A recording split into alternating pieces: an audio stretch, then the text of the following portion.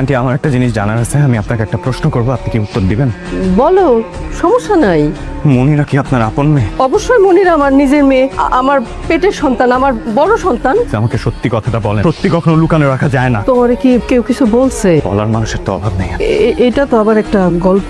6-7 বছর পর্যন্ত আমার কোনো সন্তানাদি হইতেছিল না। আমার বড় বোন শাহিদা সন্তান জন্ম দিতে গিয়ে মারা গেল। সেই সন্তানই মনিরারে আমার কাছে আনার 2 বছরের মাথায় আমার ঘর আলো কইরা অন্তরার জন্ম হইল। আন্টি, আরেকটা কথা আমি আপনাকে বলতে চাই, আমি মনিরাকে বিয়ে করব। এটা কি করে সম্ভব? এই বাড়ির 2টা গরিব মেয়ে তোমাদের পরিবার নিবে? তুমি একটা চোর একটা মেয়ে বিয়ে করবা? হ্যাঁ, আমি একটা চোর মেয়েকে বিয়ে করব, যদি আপনার কোনো সমস্যা না থাকে।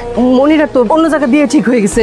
আমি ওই ছেলেদের কথা দিয়ে ফেলছি। আমি কি করে এখন তাদেরকে না বলবো? কবে বিয়ে? ডেট এখনো ঠিক হয় নাই। আচ্ছা, মনিরা কি তোমার কিছু বলে নাই? আচ্ছা, বিশ্বাস করেন, আমার না প্রথম থেকেই সন্দেহ হতো, কারণ একজন মা তার মেয়ের সাথে কখনো এইরকম আচরণ করতে পারে। আপনার কাছে মনিরা হয়তো আপনার মেয়ে, কিন্তু মনিরা যে আপনাদেরকে কতটা ভালোবাসে সেটা আপনারা জানেন।